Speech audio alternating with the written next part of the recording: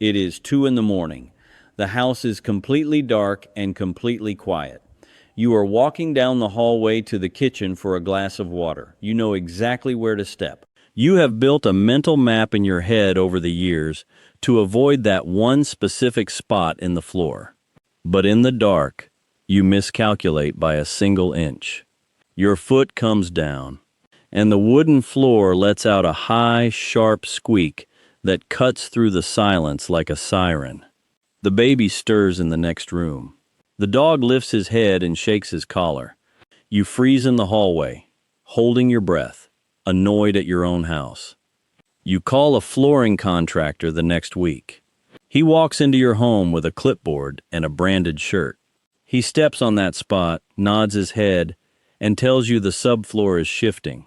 He says he needs to pull up the hardwood, re-secure the joists, or drill 100 ugly breakaway screws straight through the top of your beautiful floorboards. He hands you a piece of paper with a number at the bottom. $1,500? Maybe $2,000. And he charges you $80 just for driving his truck to your driveway to hand you that paper. Now, I want you to sit with this. There is a small plastic bottle you can buy at any pharmacy, grocery store, or hardware store in this country for $2. It is a soft, fine, dry powder. You sprinkle it on that exact spot in your hallway. You brush it into the cracks for maybe 5 minutes. You wipe away the extra, and the squeak is gone. Completely, silently gone. No screws, no drills, no lifted boards, no $2,000 check written to a stranger. It fixes the noise, protects the wood, and lasts for years. My name is Elias Yoder. I am Amish. I live on a farm in Lancaster County, Pennsylvania, and we have been fixing wooden floors this exact way for over 100 years. Stay with me. Let me tell you a quiet truth about the men who build houses today. The English builders, and forgive me, that is just what we call folks outside our community, no disrespect meant. They look at wood as a dead material. They think if something moves, you must nail it down. If it makes a noise, you must drill a hole through it and force it to stop. That is the modern way. Force, metal, and a big bill at the end of the month. We do not do that. In our community, we know that wood is not dead. Wood breathes. Wood shifts. Wood settles. When a floorboard squeaks, it is not broken. It is just complaining because it is rubbing against its neighbor. And the fix for that rubbing is not a power drill. It is powder, plain, unscented talcum powder, or powdered chalk from a carpenter's chalk line, or fine graphite powder if the wood is dark. Things that cost a couple of dollars.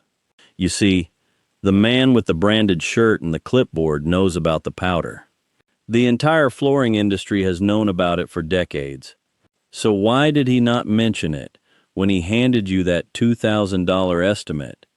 I will not tell you there is a dark conspiracy in a boardroom. It is simpler than that. There is no money in a $2 bottle of powder. A contractor cannot pay for his truck and his advertisements by telling you to go to the pharmacy and fix the floor yourself in 5 minutes. The industry makes money on the heavy work, on the tear-outs and the screws.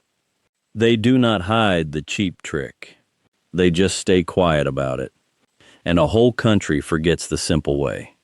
But the old carpenters never forgot, and I am going to show you exactly how to do it. But first, you have to understand what is actually happening under your feet.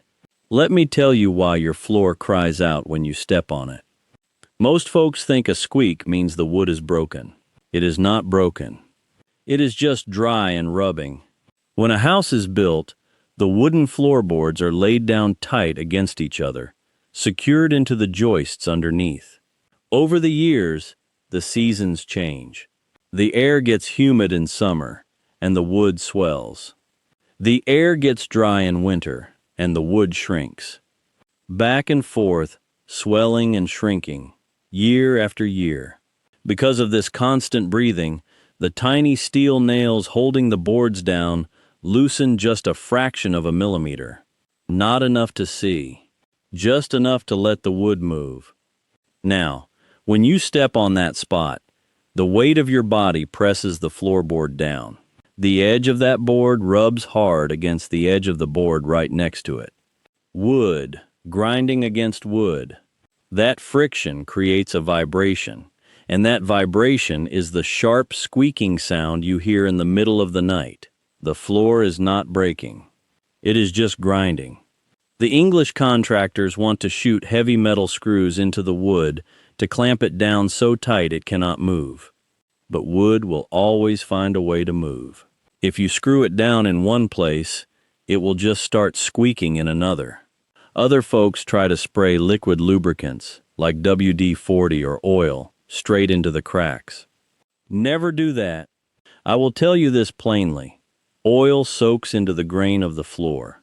It ruins the finish, attracts dark dirt, and eventually swells the wood further, making the squeak permanently worse over time. Liquid is the enemy of a good dry floor. To stop the noise, you do not need to trap the wood, and you do not need to soak it. You only need to safely remove the friction. You need a dry lubricant. And that brings us to the Amish arsenal. Let me tell you what most folks do. The moment they understand friction is causing the squeak, they go to the garage, grab that familiar blue and yellow spray can of WD-40, and blast it straight into the crack. I see it all the time.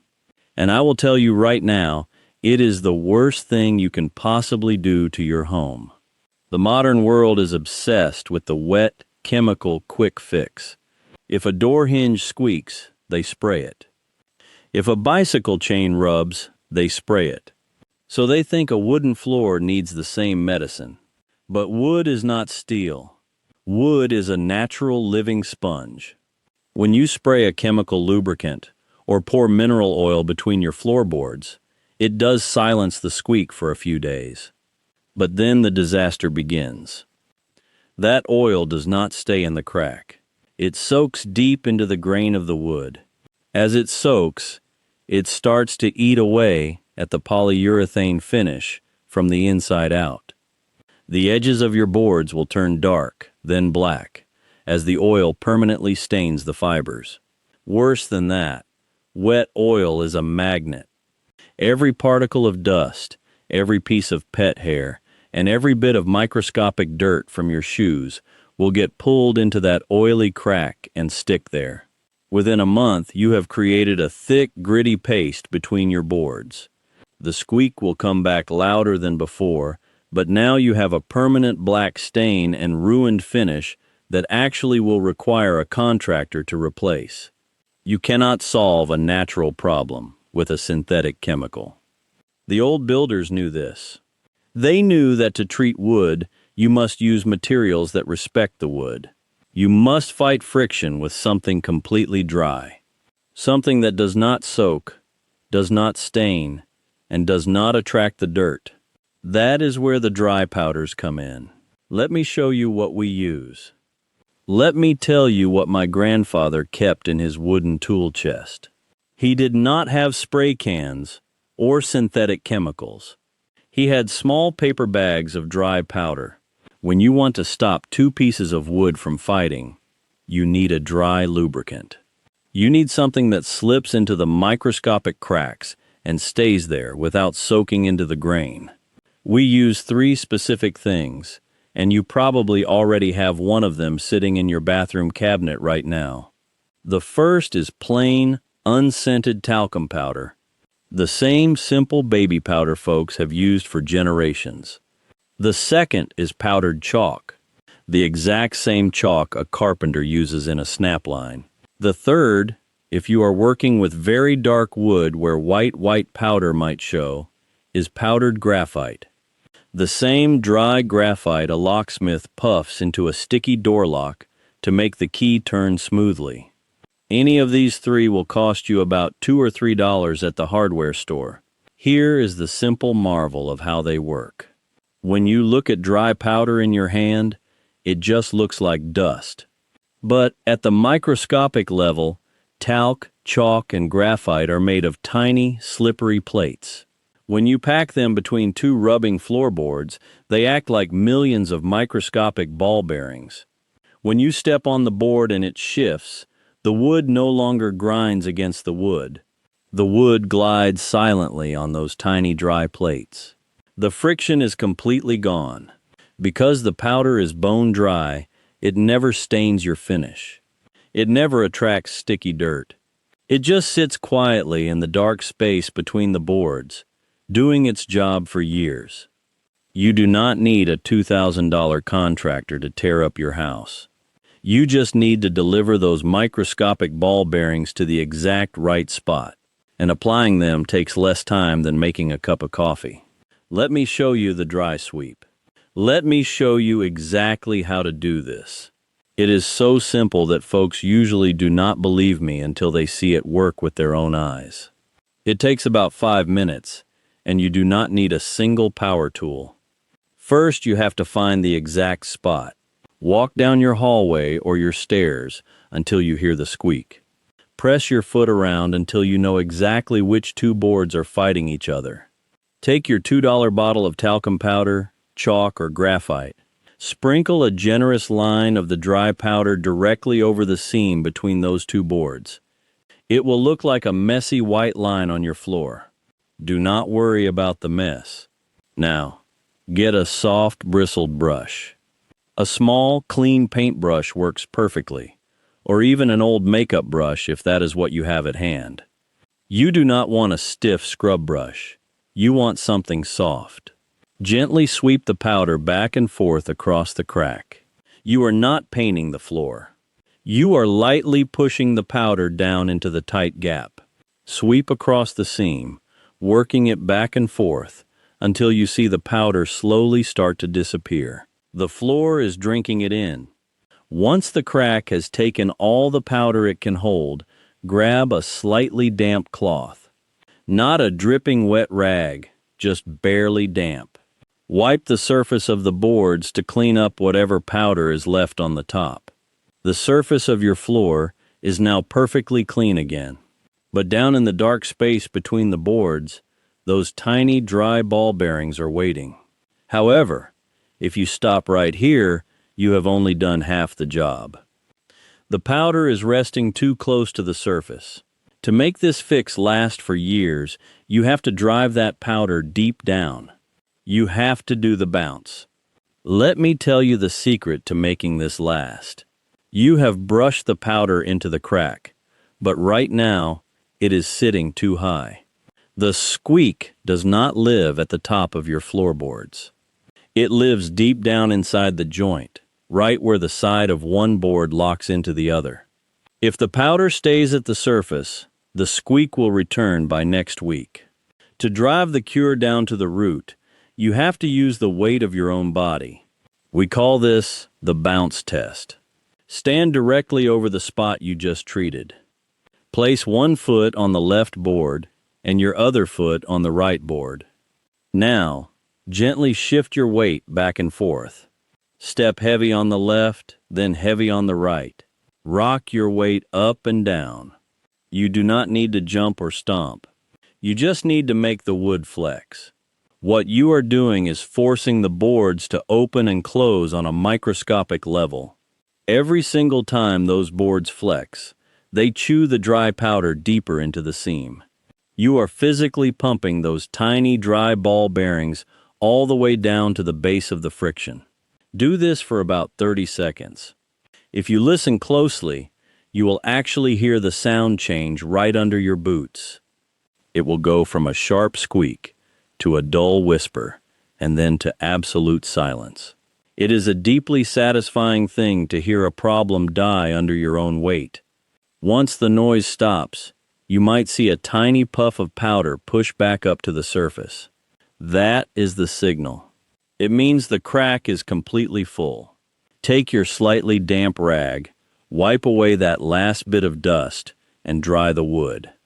You just fixed your floor for $2. But I owe you the honest truth. There is one specific time this powder will fail you. I am going to be completely honest with you right now, because that is the only way I know how to do this. And it is the only way this channel stays worth your trust. I will not oversell this $2 trick and pretend it is magic. The powder fixes friction. It silences the natural rubbing between two healthy, dry boards. It is perfect for that, and it will serve you well for years. But there is a time when the powder will not work at all. If the bones of your house are actually broken, powder cannot fix them. If you step on the floor and it does not just squeak, but it dips heavily under your weight, if it sags, if it feels like you are stepping on a soft trampoline, that is not a friction problem. That is a structural problem. It means the heavy wooden joist underneath your floor is cracked, or the subfloor has rotted out from a hidden water leak, or termites have eaten the strength out of the wood. Powder cannot fix water rot. Powder cannot glue a broken beam back together. If your floor is sagging and dipping, you do have a real problem. You do need to pull up the boards. You do need to fix the bones of the house. And in that specific case, you truly do need the contractor and his expensive tools. An honest carpenter will tell you exactly what a tool can do, and he will tell you exactly when it is the wrong tool for the job. Know the difference between a floor that is just complaining and a floor that is actually failing. But here is the question that should make you a little angry. When your floor is perfectly healthy, completely solid, and just complaining about normal friction, why does the contractor still hand you the massive bill for a structural repair? That brings us to the quiet agreement. I want to take a moment right here, because this is the part that matters the most. Think about who profits when you do not know how to fix your own house. The flooring company profits. The heavy tool manufacturer profits. The hardware store selling $30 synthetic squeak repair kits profits. Every single one of them makes money because you were slowly taught to believe that a natural squeak requires a modern professional. They trained you to look at your own floor and feel completely helpless. I am not telling you there is a secret meeting where contractors conspire against you. It is much simpler than that, and in a way, it is almost worse. There is simply no money in teaching a man to fix his own problem for $2. A $2 bottle of talcum powder that lasts for 10 years cannot fund a television commercial. It cannot pay a salesman's monthly commission. So, nobody knocks on your door to recommend it. The knowledge was not banned or made illegal.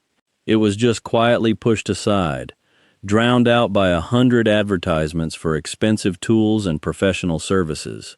In my community, we never forgot the powder trick because we never had a budget to hire a man in a branded shirt. When you cannot call the expensive truck, you are forced to remember the simple things that actually work. We kept the old knowledge alive because we had no other choice. But that knowledge does not belong exclusively to the Amish. It belongs to anyone who works with wood. It belongs to you. You do not have to surrender your home to the industry of overcomplication. You do not have to pay $2,000 for permission to walk quietly down your own hallway at 2 in the morning. You can take control of your house back with your own 2 hands, a small soft brush, and a little bit of dust. You just needed someone to remind you. So, here is what I want you to do this weekend. Cancel the appointment with the flooring contractor. Keep your $2,000 in your pocket. Take a walk down to the local pharmacy or the hardware store. Buy a small $2 bottle of plain talcum powder, carpenter's chalk, or powdered graphite. Find that one spot in the hallway or on the stairs that wakes up the whole house at 2 in the morning. Sprinkle a messy white line of that powder directly over the crack. Take a soft brush and gently sweep it back and forth until the wood drinks it in. Then, stand on that spot. Put 1 foot on the left board and 1 foot on the right. Shift your weight. Do the bounce test. Listen to that sharp, annoying squeak slowly fade into a dull whisper, and then disappear completely into absolute silence. Wipe the top clean with a slightly damp rag. That is your weekend project. 5 minutes of work, $2 of dust, and a house that is finally quiet. Tell me in the comments below, where is the worst squeak in your house right now?